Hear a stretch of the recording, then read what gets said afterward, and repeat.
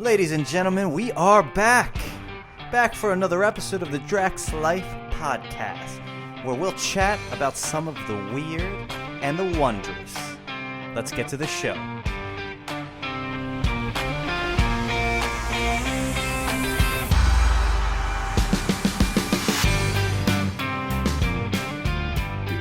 We have no kind of plan for this episode. This is kind of just getting the cobwebs out and kind of getting back together. So I had Bobby A kind of think of some things he wanted to talk about. And as you guys know it, a theme of this podcast is conversational parkour. We kind of dive and end in all different places. So I'm going to kick it to you, Bobby A.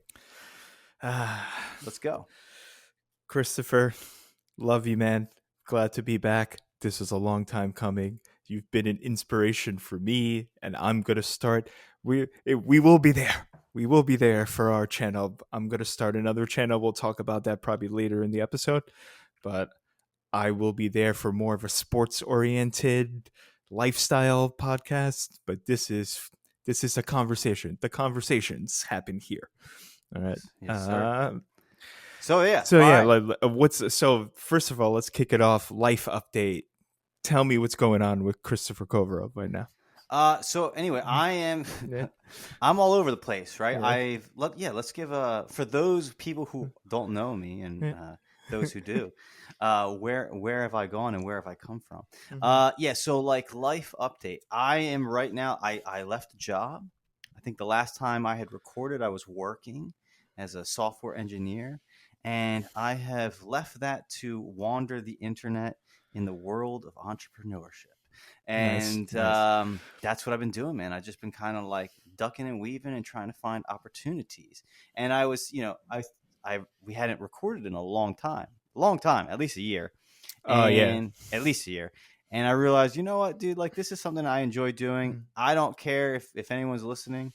But I always thought that, when you have a mic on and you're recording, conversations are elevated, right? You're kind of you're focused, and in some cases, not in the same way that you are if you're just like sitting around a table having a beer, having a coffee, and catching up, right? You're kind of like, you're forced to perform and to kind of elevate and to stay focused. So that's kind of why I wanted to bring this back, and I think this year, 2024. Is going to be like, it has been, but it's definitely going to get wilder. So I thought, we should be recording during it because who knows what's going to happen in 2024 and 2025. So it was time to bring it back, to reboot, reinvigorate. That's what's up. What about you, man? What are some highlights? So very similar. I believe the last time we recorded, I was just starting the job that I'm in now, and we're in the trust tree here, so we always tell it straight facts, full honesty, not kind of the career path I want for myself, but however it pays the bills, I can still go like have a little fun on the weekends, you know what I'm saying? It's all right, but there are bigger plans for, I think, you, Chris, and for myself. We're going to do bigger things here. And I'm actually more confident about that now than I was during like the lockdown where things were a little dark for me personally to be vulnerable. But we're good. Life is good. We're on the upward trajectory. That's what's happening. And it's a good thing. And that's why people can probably hear the enthusiasm in my voice. But I'm excited for the future, and I'm looking forward to. My birthday was the other weekend. I'm looking forward to get into my 40s. I'm actually looking forward to it. People dread it. I'm looking forward to it. So I forget what it is. There's like a movie or a TV show. I think it was like on HBO, and it was like. The character was like, I finally feel like my age is matching my personality. I think he was getting in like his late 30s, early 40s. But yeah, man, happy birthday. Thank you, man. I wasn't there, but I was there kind of in spirit. So I'm glad that you had a good time. It's good. So you sent me a list of some random things. So it's funny. we always kind of have an idea of usually where we're going to start, but it is often funny when I go back and re-listen to episodes that like the best episodes we ended so far from where we started that it's kind of like a beautiful thing. So you did like write down some key, some topics of these. Where do you want to start, knowing that we might not get to all of them because who knows where the conversation will go? Yeah. I think let's start with, so first of all, I listen to a podcast, a very famous podcast. I think we both know which one it is, the Rogan podcast. And I found this conversation very stimulating and intriguing, where we had if for anyone who knows Brett Weinstein, his brother is a mathematician and a finance guy, but he's a biology professor. So he's into human evolution, antiquity, ancient history, like innate characteristics of human life. So that's what he's been teaching for years. So they got into a really good conversation. First, it started with aliens and the cosmos, because maybe we shouldn't get into that, because then I'll go on like a 20-minute rant, because they talked about a lot of things. Wait, Chris, I do have a question. Go ahead. Hey, Brett Weinstein brought up something that I never thought about, and anyone who's a fan of this podcast, shout out my brother. He was like, if aliens have this great technology, they can traverse the universe and they can travel through wormholes and all this, and they have these special spacecrafts, why don't they always crash on planet Earth? And I was like, I never thought about that. Why are they always crashing on planet Earth? What did he say? Is that what Brett Weinstein said? That's what Brett Weinstein said. Dude, the whole alien thing is kind of funny. Like I just want to comment on this. Yeah, I think we've talked about this, but it's like, and I kick it back to Joe Rogan, I guess. It is funny that, like, for all of these years, like the conspiracy theory around UFOs and aliens, and like how most people who kind of like adopt that perspective, it's like the government's hiding something. But it's kind of funny though that recently, though, with the government starting to allude to things like, oh yeah, like, maybe they do exist, and we're kind of been concealing things, how it's kind of like now people are on the flip side of like, okay, if the government is saying something's real and the government is kind of hard to trust these days, then maybe this is all a lie.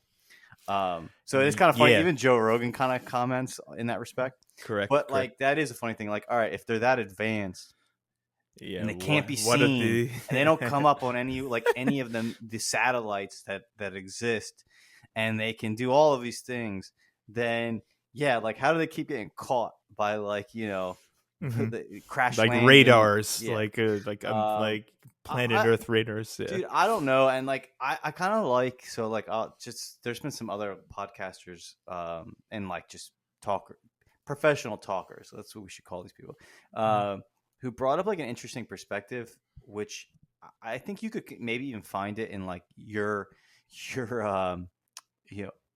ancient aliens deep knowledge. But like the idea being that, like, what if they're not like, we think of aliens, we think of like another species on another planet, right? Like a biological creature, maybe different than us, maybe more intelligent than us, but that has sentience and builds things, and these ships are things that they built, et cetera, et cetera.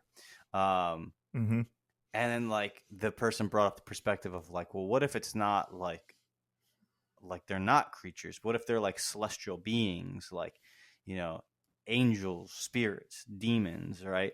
Like, it is kind of an interesting thing, like the whole, like, definitely plausible. Yeah, I mean, it kind of like, it's, you can't see me, but I'm kind of like shrugging my shoulders. Like, it's one of those things, like, no one knows, like, it's it's in the realm of possibilities. No perspective is any more or less plausible. But like, they kind of brought that up, and I was like, that's kind of an interesting thing, because, right, we assume now as like modern people that when you quote unquote modern people, like when we see things now, it's like it's a UFO, it's an extraterrestrial, it has an unknown but most likely biological answer. Whereas the ancients, right, we have all these stories of things and beings and encounters. Like ancient aliens would say, oh, those stories are That's right. That's right. they're alien species, and the people of that time essentially encased them in mythology. Right. But Yes. maybe that the way they interpret it is actually correct. Like they interpreted Could be possible as celestial beings, like gods, demons, spirits, jinn, genie, all of these terms. And it's like, who's to say which is right and who's wrong? Maybe it's not they're not from another world. Like they've been here all along, and we're just maybe now seeing them more frequently. I don't know. It's like it kind of broadens the topic a little bit. Yeah. Go back to that's an excellent point. Excellent points made. And the one thing that I always was hesitant to fully grasp onto with Ancient Aliens, even though it's one of my favorite shows, anyone who listens will know that anytime there's a gap in the logic, it's aliens. It's aliens. So that's why that meme is so funny of Giorgio, of Tsoukalos. It's like, I'm not saying it was aliens, but it's aliens. So anytime there's a gap in any kind of scientific logic or any kind of mathematical logic or architectural logic, it's like, oh yeah, it's the aliens. They did it. So yeah, it's why it makes that meme so funny, even though just the aesthetics of the meme are funny when he has the big hair and stuff. But it's always, if it's not, I'm not saying it's aliens, but it's aliens. But yeah, it is kind of. I mean, it is. It's kind of, and it's also the perfect answer, because it's like, how do you beat that? It's like, well, we don't know, so it's aliens. Well, you can't prove that it's not, but you can't prove that it is. So it's like, it's a little bit of a kind of a throwaway. Yeah. But it is interesting. Like I was thinking about this the other day, like dragons, right? There's like, you go into some of these internet forums. There's like this funny talks about, dragons are real? Were they not real? What And it is kind of interesting, like, right? Every culture throughout, like, I mean, all of known human history, that like where we have stories, right? Somehow their mythology has been passed down. Like there is a story of large lizards that breathe fire and can sometimes fly, sometimes they can't fly. And it's kind of like, it is an interesting thought, right? Like, all right, I'm always of the perspective that, like, if many cultures have a same story and they are geographically not near each other, then like there's maybe some truth to it. I don't know what that truth is, but to like throw it away as like, oh no, it's just like it represents some primal fear, to like, just kind of just try to rationalize it away, to me, I think is false. Like if all of these cultures like vividly describe a creature that looks nearly identical to each other, and like you can find the same description in China and then like in Native American culture in North America, it's like, dude, maybe something existed. And I think it's kind of like, I think if we had the ability to go back in time, I think that the history of Earth is wild, like beyond imagining. Oh yeah, most definitely. Like I think it's more like Lord of the Rings meets Star Wars than it is like, roaming nomadic cavemen. Like that's my perspective. Like I think if we look back, we would be like, to use the word, flabbergasted. You just would be like, your jaw would drop. Like there was probably a lot of craziness, like things that are only exist in our fairy tales and mythology probably walked the earth at one point. But yeah, I don't know. I'm rambling. Yeah. Like, what do you think about the cryptids then? Like the Sasquatch and shit like that. I mean, again, it's like, what do you think? I'm not as much into that as I am like you said before, the celestial, like the cosmos. I'm more of a universe guy in term, but I guarantee you, like you said, there's probably been some strange animals that are on planet Earth that exist right now that we've never seen. There's the Amazon jungle, like the jungles and the deserts. There's parts of the Amazon that have never been explored. No one has ever been there. still there's not a single human being that has entered that part of the world. So I mean, who knows what's there? I don't know. It's Yeah, all or was, right? Like or if the was. Yeah. planet is, if it's billions, it's how, like modern scientists are like, it's, hundreds of millions of years old.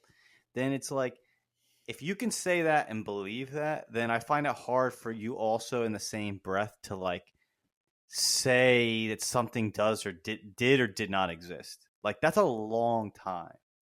Like a lot of things could have happened. A lot of crazy creatures could have existed. I mean, shit, for all intents and purposes, human civilizations more advanced than ours could have walked the earth, and then something happens and we're destroyed, and we're essentially a reboot or a reboot of many reboots. Um, Yeah, that now we're getting into the Graham Hancock stuff. yeah, The which again, like I mean, I'm not against those ideas. I mean, I'm really not. Like, yeah, I think it's hard to like say that would beyond a shadow of a doubt if something like that, like people who try to discredit him. I'm like, how can you discredit him? It's like it's all a fuzzy mist, right? Like we're talking about thousands, tens of thousands, hundreds of thousands of years ago. How can you say beyond a shadow of doubt, like what did or did not happen in those times? We don't even know what happened to John, like the JFK's assassination. That happened in living memory, and we're gonna like say, "Oh, something didn't happen like 100,000 years ago." Like, come on now, that's like massive hubris. yeah, yeah, but I think that speaks a lot to the state of modern society in general, where people take such polarizing views that they won't see another point of view. You get what I'm saying? Oh yeah, They have a thought in their mind, they take a stance, and they won't ever hear anything else that's not part of their echo chamber. So well, I think yeah, it's also fear, right? It's like yeah, it could be frightening. and some of those things to like, I mean, put it this way, not to change the subject, but to kind of be in line with it, like to say you don't believe in God, like you might not have a particular like let's say you're like, to me it's like more practical or more realistic to be agnostic than it is to be atheist, because like to be atheist is you're saying like beyond a shadow of a doubt this thing doesn't exist, right? To me that's a huge leap of faith. Like you say like religious people are faith, like have it's faith, and you kind of like look down upon it, but it's like how can you be that assured in your view given like how many years the planet exists, all of these details? Like we know such a fraction of reality. We don't even know probably 10% of what we could know about the earth, let alone all of the universe. So like, yeah, I kind of do find like people have like there's like an arrogance, and Yes. maybe it's like it's like arrogance that hides Bingo. fear. Like cuz if I accept or am open to the possibility, then I have to question, like I have to say, well, given if this is possible, like how does that affect how I live or act in the world? Like if there's right and wrong and it's not like in the eye of the beholder, like let's just say like, you Rob are walking down the street and like, I don't know, a stone tablet appeared magically in front of you and you're like, oh shit, like it tells me that like I should do this or I shouldn't do this. Like now you're confronted with like reality. Like I can either like shun that and deny it, or I can accept it. So I think a lot of people, I'm kind of rambling at this point, but like I think a lot of people would No, rather like choose ignorance, and they hide their ignorance in like in like hubris. Like nah, that like I'm 100% that can't exist, because if it does exist, then I have to now question. All right, like what am I doing with my life? How am I treating people, et cetera, et cetera. So I don't know. Sorry, I'm rambling, folks. no, but that's there's I would Mine disagree. that I for would some value. Yeah, I would disagree with a little bit of what you said, but I think Go ahead. Go you ahead. make some points for because for me, I don't as me, I'm not an atheist, but I don't think that there is a God that exists. I think I think you and I have had this conversation a little bit. Probably. I think that Yet you yeah. give the universe, Yeah, you in your mind, you in our conversation often in your translate God to universe, because then you give the yeah, universe that's all of the probably a fair values of point. God. You're like, the Yeah, universe is leading me in this direction. It's like, uh, okay. that's probably a fair point, but I think the way I feel is that but for the audience, it's that our whole entire existence, the secret truth, right, is that we're all one organism, we're all one thing, and all of us, every animal, every plant, every human, is an atom, like a cell in a big one body, like you as a human. Yeah. You're made up of atoms, neutrons, protons, cellular, blood, whatever. Then you keep going up to skeleton and skin and whatever. That's the real secret truth. We're all one thing. I think you should look into like, and we can talk about this another time, but like, like Hindu philosophy, because I feel like that's, in a sense, that is their belief system, right? That like there is like, and maybe I'm wrong, but I think there is an ancient viewpoint of reality that is that essentially we are all part of the same whole Mm-hmm. and are different, maybe like, again, like you said, Different roles. different roles, but kind of like when our time is done, we go back into Correct. like Yeah. the whole. Yeah. Yeah. There's no like death. There's nothing final about death. We've said this on the show before. There's Death is not final. It's just a transformation into a different state.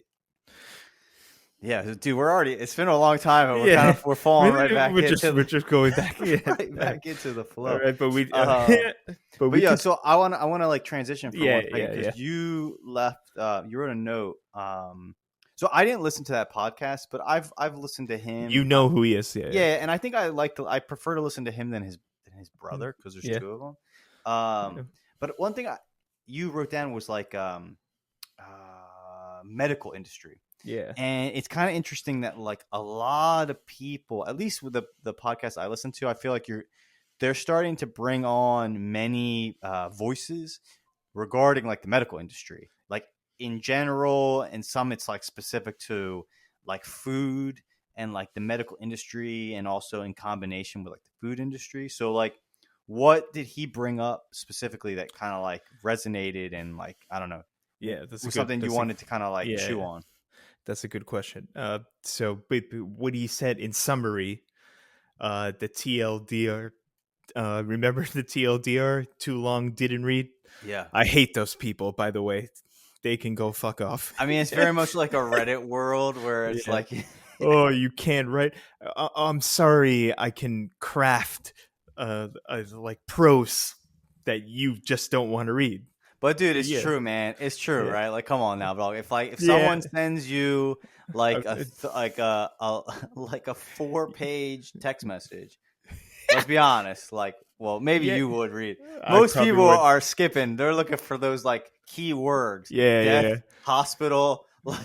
Exactly. The important highlights. No, you're right, and I that's why I dislike those people. And that's why the voice message, the voice memo, is ideal. I like the voice memo. I love the voice messages. I like how we're slowly transitioning to like, people went from talking on the phone to text messaging, but now we're also moving back into the like, we're going back to the voice. The voice is so important. Yeah, because also at the end of the day, like the amount, like if you record like a minute voice memo, think about how many words you spoke that you would have had to have typed.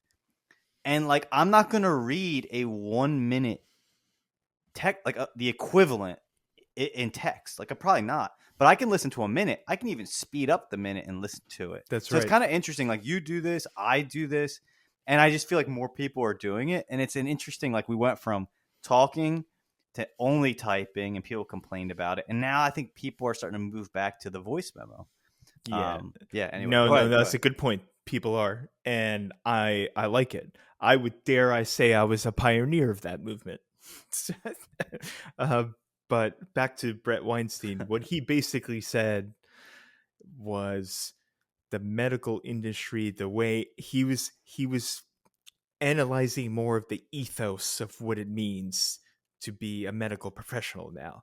So obviously the pharmaceutical companies have the financial interest in it, but he was saying more, he made a good analogy about a surgeon. Yes, it's good that we have, if you get into a car accident, a surgeon can patch you back together and back to normal, which is almost miraculous, actually. It's a great skill. However, there's other doctors that are revered that are crooks and nefarious. So they're actually staining the name of the medical profession, but they're getting away with it because once you have that DR period in front of your name, everyone is like, "Oh, he's always right. He's always right." But he's not always right. It's not even about the money part. Sometimes doctors make mistakes. Many times they make mistakes. So when you go to, what he's saying is, when the normal person goes to a doctor, you shouldn't take everything they say as concrete fact. And now we're getting to a point in the world where people are like realizing, like, because I was making this analogy with some of my friends, it's the same thing with lawyers, but lawyers have the stigma of, oh yeah, there's crooked lawyers out there. We all know the term ambulance chaser. We all know these people. But now doctors, what's the term, quacks. There's a lot of Yeah. quack doctors out there. So he was just speaking about that. Forget about the financial part, because the financial part and the insurance part of it is, that's a whole different argument. But he's saying there's just, the doctors are just not good enough anymore in the medical industry. Interesting. Yeah. Okay, let me think about. Let me Yeah. unpack some of those things. So yeah, because okay, so he was talking about that, and I feel like I've heard him talk. I Yeah. mean that's like a similar theme that he's, I think, brought up with like True. multiple industries, right? Like teachers, professors, Yeah. like Education. the Yeah. sciences, Mm. and not having like high quality. Um, so I think that's true. But one thing I keyed in on is like, yeah, like it's kind of interesting. Like I think as a kid, so like for those of you listening, like I had cancer as a kid, so like I spent a lot of time in like as a young kid, like 4 or 5 years old, in hospitals, right? So like I grew up where like you trusted, like I trusted a doctor, like I probably wouldn't be here otherwise. Like they just did things like, and again Yeah. at that time, like my mom would had to probably investigate and kind of like try to understand as much as they could. But I think there was like an underlying belief that like your doctors, for the most part, there might be better ones and worse ones, but like you kind of trusted that they like knew what they were talking about, Yeah. The and Hippocratic Oath. well, and also that they were trained well, right? That's a Like good point. That's a good you know what point. I mean? And because someone else brought this up in another podcast, and it maybe doesn't necessarily resonate with what he was talking about, but like the idea being that, right, even if they're good intentioned, it's right, you're only as good as your training. It's like a lawyer, right? Like you could have raw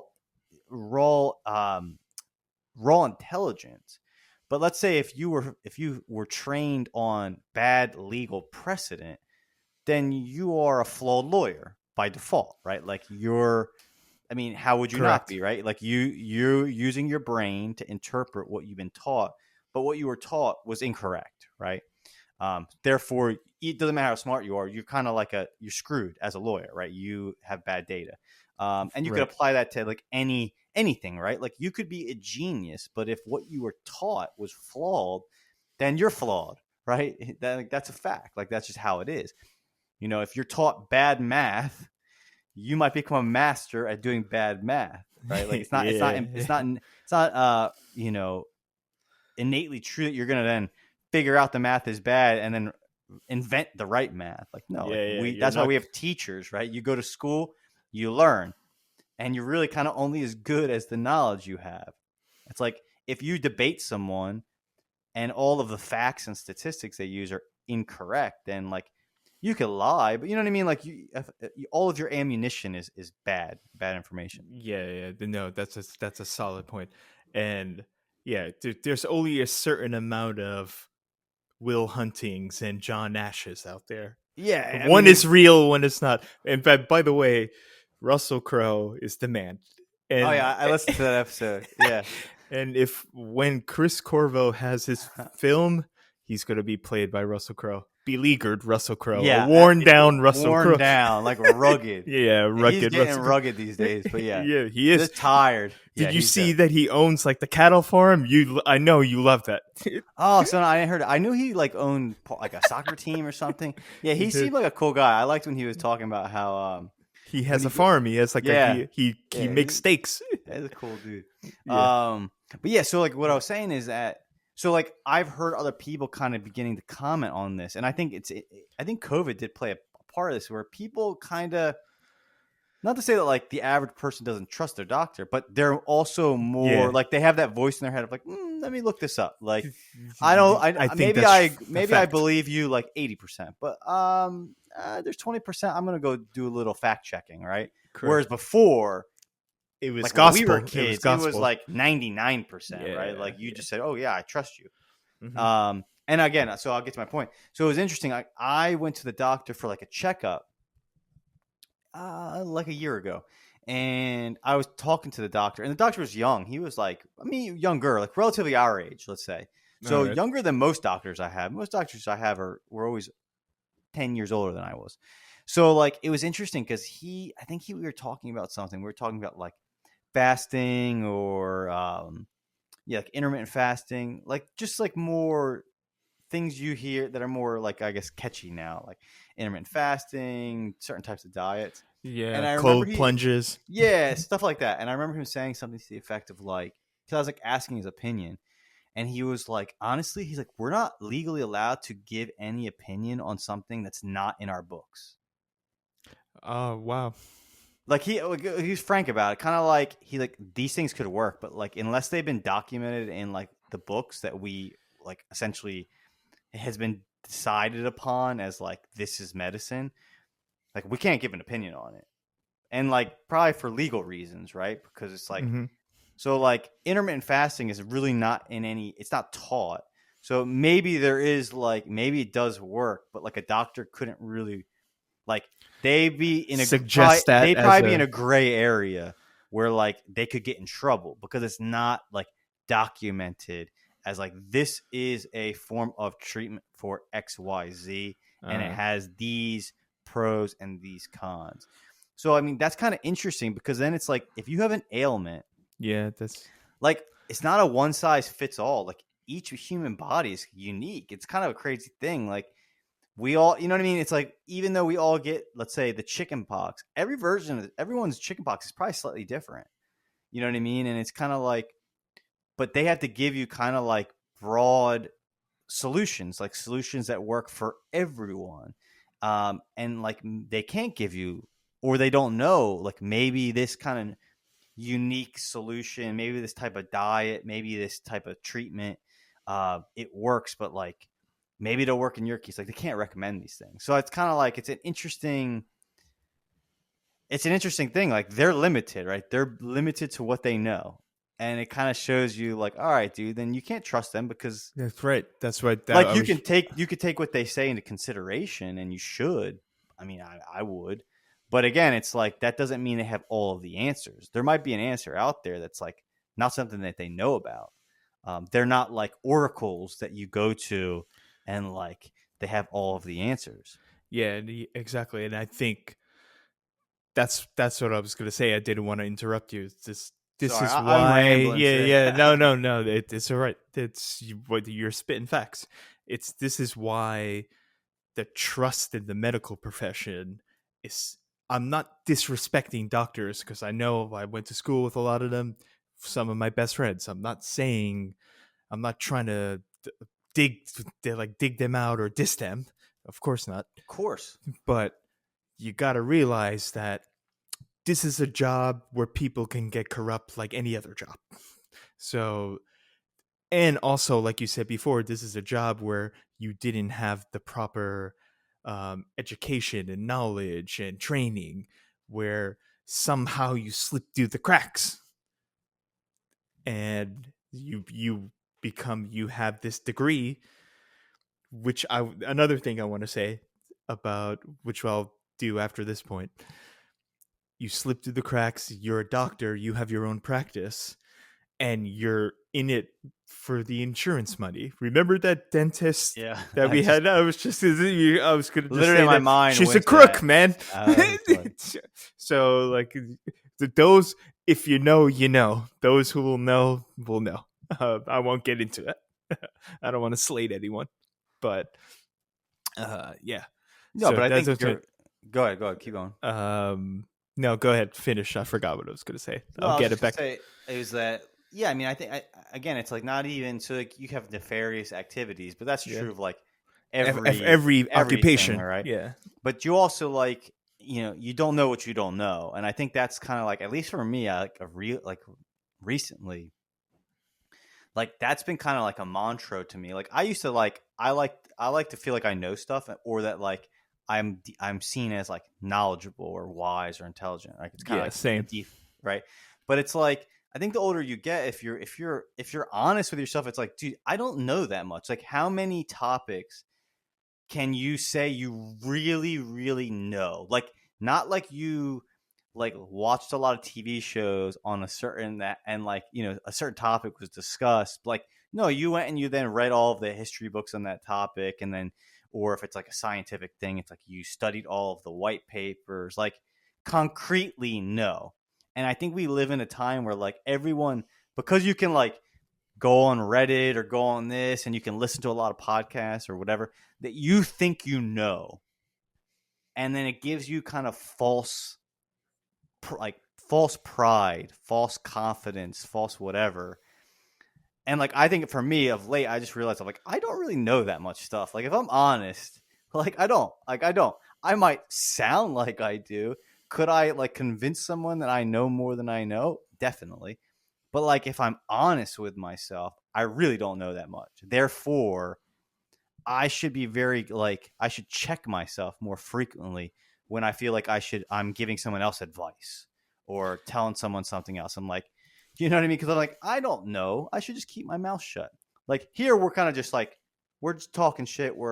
Yeah, exactly. We're chewing on some things, but like that's something lately where I'm like, I really don't know that much stuff. Like, but it's interesting. Like when you go on some of these social media platforms, like you can just see a lot of people haven't that's not registering with them, and like they're filled up with like a false sense of knowledge without really having spent the time to like study anything. And it's kind of like I don't know where I'm going with this, but like it's just kind of an interesting thing. So like for me, when it comes to like doctors and stuff like that, like I just am saying like you know more about medicine than I know. 100%. I didn't go to medical school, so your opinion is valuable. But I do think also the flip side of that is like as a person who's going to bear the consequences of someone else's decisions, you also now need to like by default do your own research, because at the end of the day, like you're the one that's going to have like deal with the consequence, not them, right? It's just like anything else, like Right, yeah, right, you that's know what I mean? Sorry, yeah. I'm kind of like getting to a point, but like yeah, like You so know, you got I it. think it's true. That's Like a lawyer, right? If you are going to go to jail for the rest of your life, like you gotta like trust your lawyer, but you also you want need to someone who knows what they're verify. doing. Yeah. You also need to go and make sure you, to the best of your ability, can understand what the plan of attack is, because at the end of the day, the lawyer's going to get paid whether you win or lose, Yeah, and it you're doesn't going to go to matter. jail for the rest of your life, right? So like there are these situations where I think people are now starting to say like, you know what? Everyone are people. Some know more than others, but they're not God. They're not an oracle, and like we need to like trust but verify. Yeah, Anyway, go no, ahead. I think that's well said. But one thing I will push back on is if you're a good lawyer and you're a good doctor, you develop a good reputation. So you still have an incentive, even though you're going to get paid either way, whatever the verdict is, you still have an incentive to win the case, because then you develop the reputation and then you become like the Johnny Cochran, the Robert Kardashian lawyer, where everyone wants you to defend them in high profile cases. You get what I'm saying? Oh yeah, and I Yeah. mean, I think that's like kind of an interesting part of like kind of. I mean, maybe I'm wrong in saying it, but like free market in that like that person may not care about you, but they care Yeah, about their reputation, and they care about their ability to make more money. because it builds their firm, their And it brand. actually, like, them doing the best possible job actually helps you and them. So, like, Correct. no, Yeah. I agree with that, right? Like, and I think there's a lot of truth to that. Like, I think that's actually a positive aspect of how, like, our system works, and that, like, that person could be a sociopath.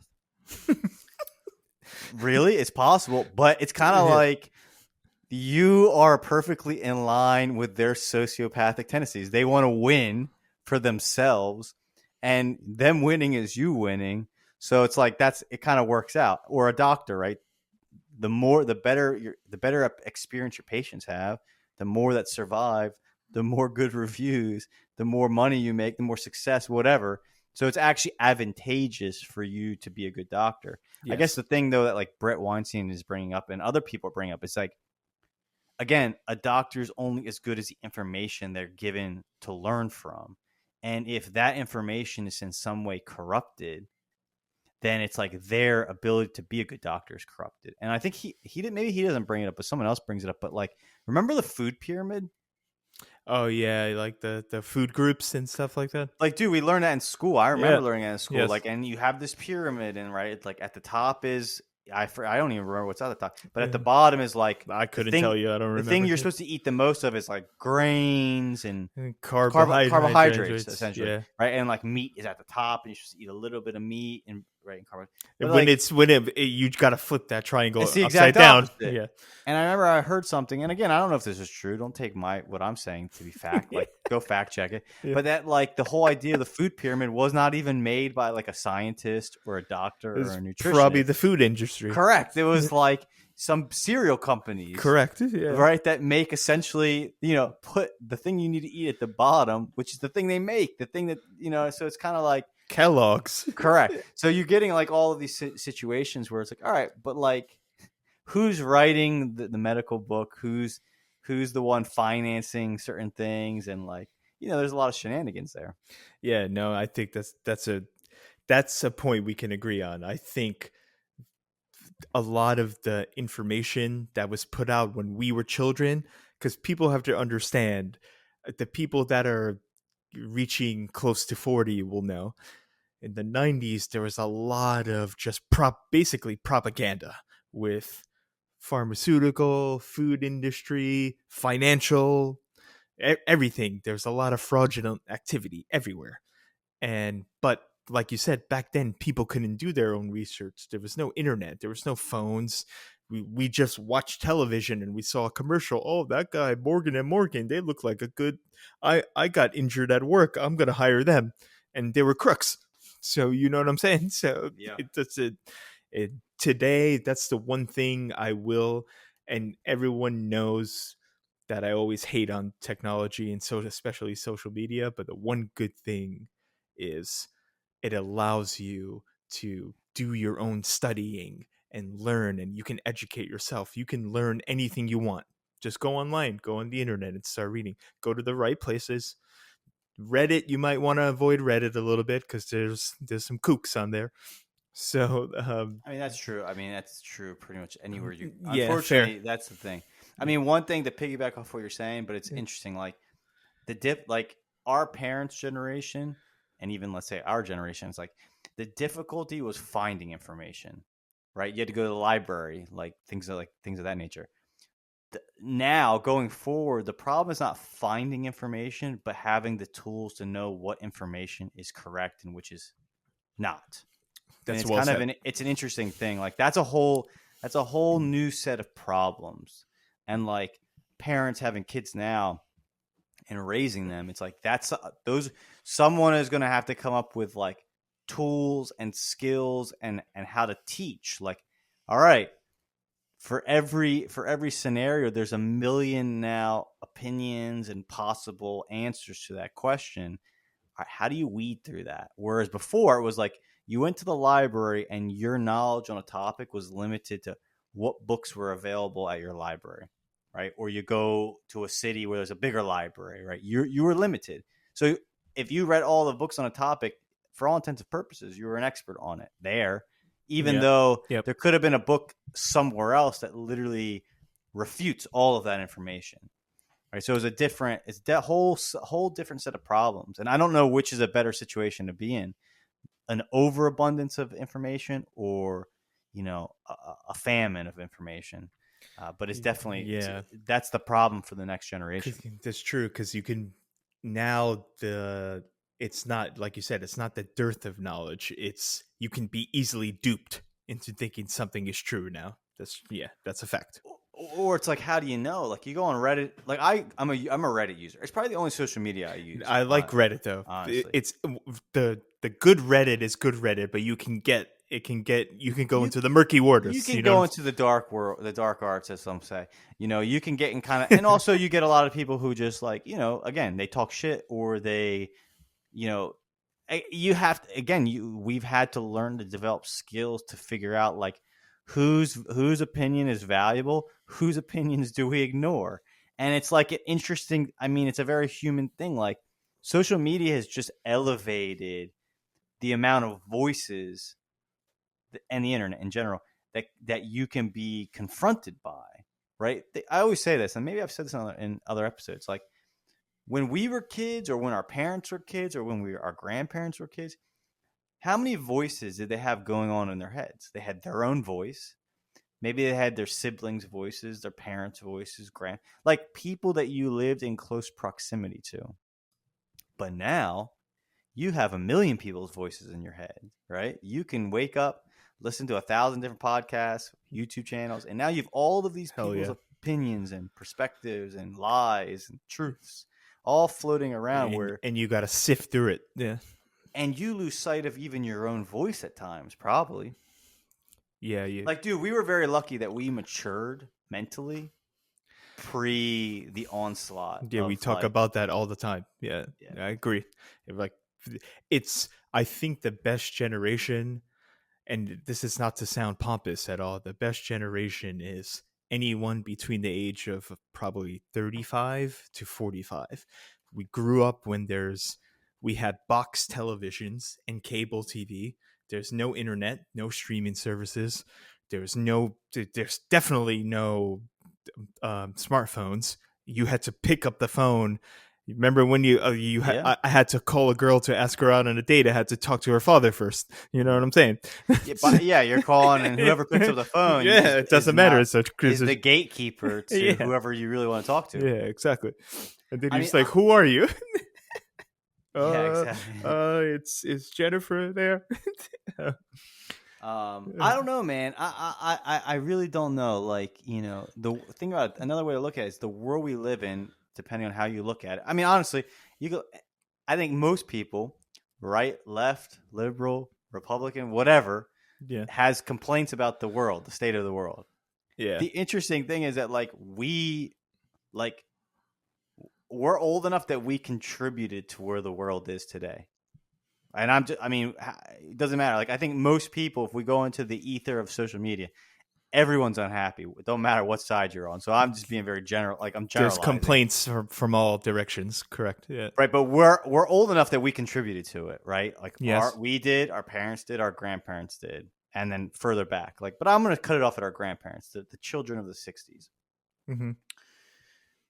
Dude, I think, and maybe that the kids that are 14 years old now, they might be like the revival, man. Like, I disagree with that completely. So, like, here, I'll put it this way. They're going to be robots. No, man, I don't think so, man. Here's the thing.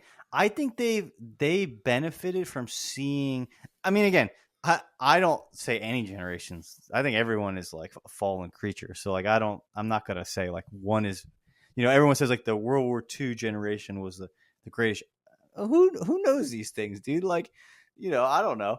There's been a lot of generations on the planet Earth that we have no idea about. But I do think that, like, if am I wrong? Right? It's like they ain't no Spartan warrior. Like, I don't know. Yeah. But the one thing I think is I think that they kind of like are young enough that they are not tainted by some of like the ideas that are like prevalent now. Like, if you were going to college now, or even like high school now, like there's some like views on things that like it's probably would be good not to be confronted by till later in life. So like I think that they're young enough where they're also like, but they're also old enough where they're starting to see things and they're just like, dude, shit, man, like I'm 14, I want stuff, like I want to like, oh, you know what, these guys are just like, they screwed up a lot of things for us, et cetera, et cetera. Mm-hmm. I need to get at it. The answer is not going to college and doing all of these things. So like, yeah, no, that's a good point. You just so reminded me. I'll give you one example because like, you reminded me of something I want to talk about. But go ahead. I started a business, and in because I'm just trying to experiment. I'm trying to like, dude, I'm nearly 40, right? I'm trying to like figure out some things that like 14-year-olds have already figured out. So like, I'm, selling some stuff online, which is kind of like the gateway towards entrepreneurship. It's like you start somewhere. It's the easiest thing to try to sell something online. And I get a call from like a kid. Like I pick up the phone on my business phone, and the kid, like I'm like, oh hey, you do your spiel. He's like, oh hey, and it's like it's a kid. Like I know it's a kid, and I'm starting to talk to this kid, and he's asking me some questions about a product I'm selling, and I'm talking to him, da da da da da. And I answer his question, and he's like, "Oh, okay, thanks." Da, da, da. And he hangs up. Then he calls me back like an hour later, and he's like, "Hey, like I do like TikTok videos and like social media marketing, and it's like if you never need someone, like hey, like I'll do it for you." And like I'm like, okay, cool. And we get on like a business call, and I'm having like legitimately speaking like a business call with a 14-year-old who's like trying to get something off the ground. He's a 14-year-old. Like what is he? In eighth grade? And like I am nearly 40, and I can tell you that majority of the people I know are not that hungry, are not that creative, or not like hustling to figure things out. Like this kid's doing it at 14. Yeah, and that's crazy. I don't even think he's an anomaly. I think he's kind of like, I think he's actually more of a trend in his generation. So that's why I kind of like, I'm like, oh, dude, that's actual evidence. Like, yeah, these kids that's are fair. hungry. That's fair. That's fair. Go ahead. What were you gonna say? Yeah, but I was gonna say something about education. The reason why I think it's becoming almost robotic, but you make a fair point. I never thought about it that way. To me, it's more robotic and kind of unnecessary now, because in the world, in the workplace,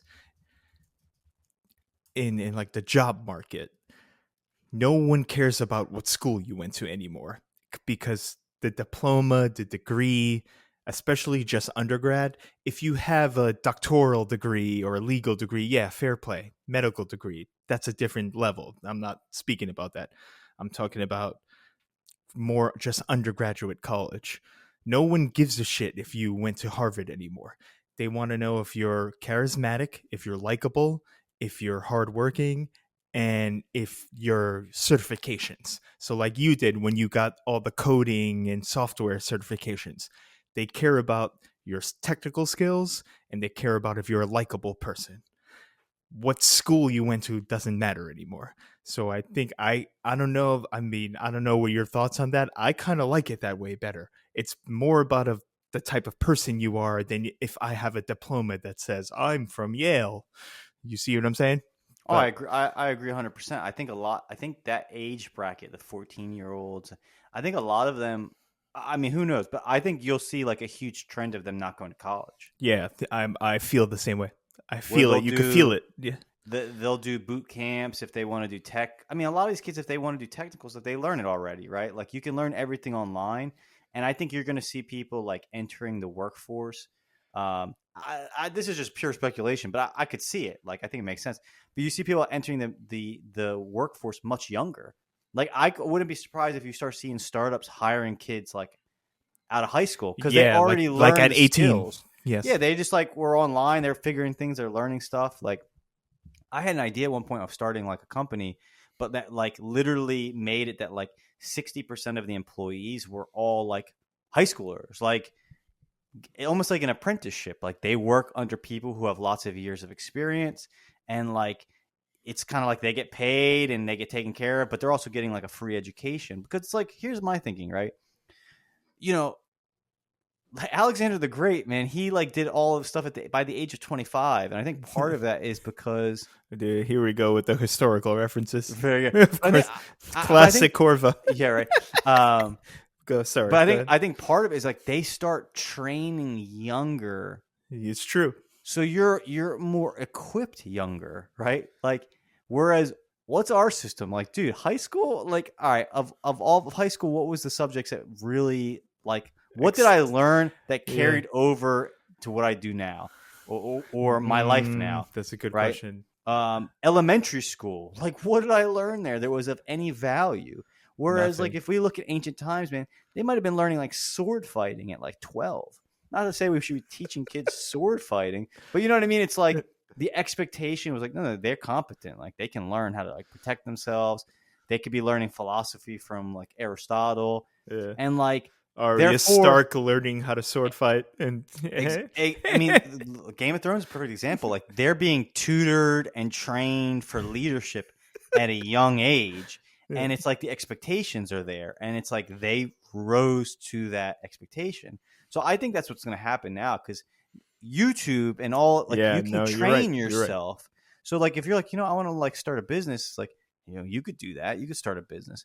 And I think they're going to be like, no, I don't want to pay like $60K to go to like, I think you're going to see more of them want to start their own businesses and see, why do I need to go to college to do that? Yeah, like, and I don't need to do that. And the one element you didn't bring up, everything you said was spot on, but the one you're not $300,000 in debt when you leave. Dude, correct. I mean, dude, we not to end to end this part, but like, dude, we worked with people in our, where we met, who had advanced degrees and were making, less than $50K a year. Yeah, at where selling retail. So it's like, think about that for a second. Like, what was the point of all of that? It's facts. It's pure facts. And that, I mean, unless life, as long as you're alive, things can happen positively or negatively. But like, that might be, unless you figure a solution, that might be a debt that you carry literally the rest of your human life. Yeah, that doesn't make any sense until the day you pass on. Exactly. Yeah, until the day you die, you will pay for the decisions you made for like 6-7 years, like educating yourself. And I mean, again, just a quote unquote educating, quoted. Goodwill Hunting, right? Goodwill Hunting says, like, you paying all this money to go to Harvard when you could have, like, for a library card and overdue fines, you could get the same education. Yeah. And I think the 14-year-old generation is like, they know that. I can go on YouTube, I can go on Reddit, I can figure this stuff out, I can read, I can teach myself to code. Why am I going to now pay someone to teach me the same stuff? Yeah, but my point of contention is, I think they're going to be smothered by AI and they're going to be swallowed up. It's going to be too much. I think our generation will be, but we can that's a different episode. Yeah, we can maybe we'll push that to the next. But anyway, all right, just to wind down. You're the last thing you wanted to one last thing, because this morning when I woke up, because I work Sunday through Thursdays, so I'm off on Friday. So got I popped on the television and there was an old school ESPN. There's a certain ESPN classic channel or ESPN News. I'm not sure what it's called. I also have a rant about Disney, which we'll talk about another time. And yeah, Disney is just, what a bunch of absolute wrongins at Disney. But anyway, let's move on. I was watching Shevchenko against Holly Holm from like 9 years ago. The UFC, for everyone's listening, it's a mixed martial arts main event for the belt. And upcoming, Shevchenko is fighting her last trilogy with Grasso. But what I like about Shevchenko is she has the kickboxing, the Muay Thai background, so she does a lot of kicking, whereas Grasso is more of a boxer and a wrestler. You know what I'm saying? Yeah. And shout out to Chris Corvo, because about 2 years ago he said UFC has become Street Fighter, Action Bronson said it on Joe Rogan, and it's what it is. Now I look at it, I was like, this is like a Street Fighter game. It's because it's different people with different styles from different backgrounds, different special moves, Different countries, man. It's different like countries. It's crazy, like global, but everyone has different, like, this person has one finishing move, this person has a different, and it's different style. So what do you think? All right, the quick UFC 306 preview, which is not tomorrow but next Saturday, or whenever um you listening, it's September 14th.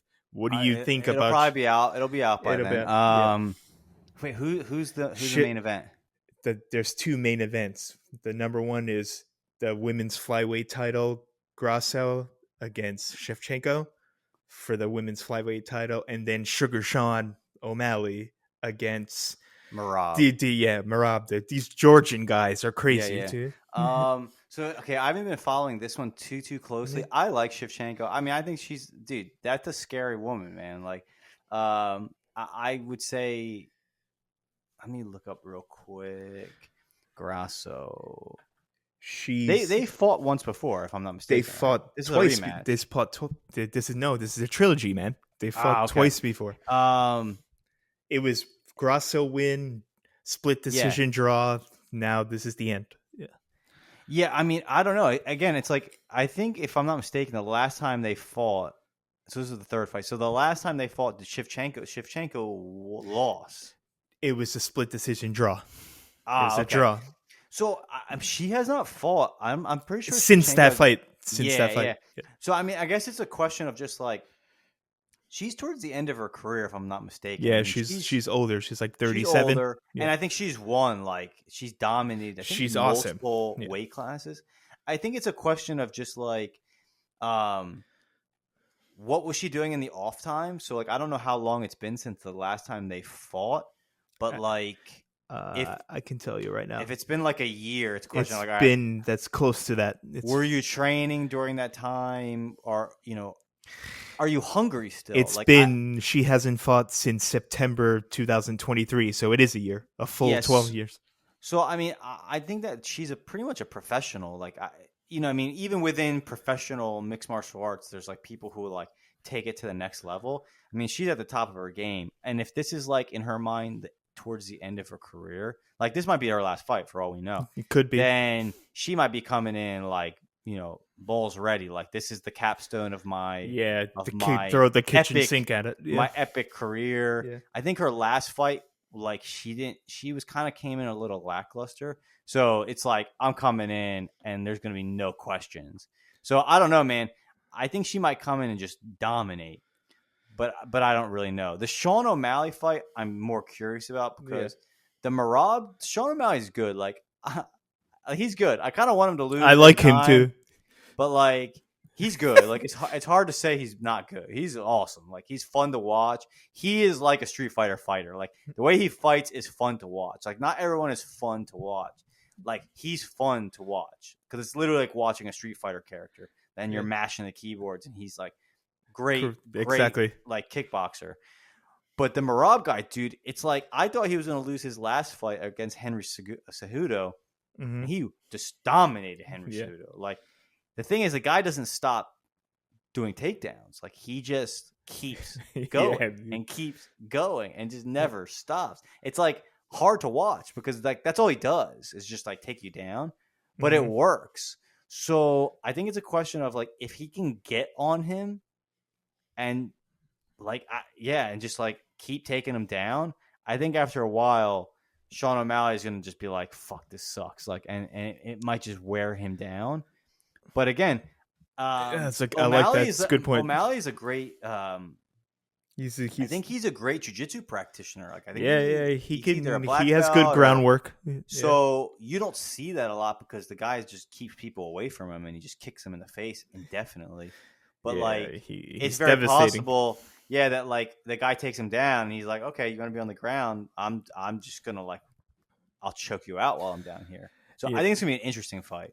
Yeah, no, I'm actually gonna pick Shevchenko because I think actually Grasso and Shevchenko were both the coaches for Ultimate Fighter, which is funny because they're in the middle of a trilogy, and they were both the coaches for the opposite team. Dana White is just master promoter, and they always, exactly, they always do that.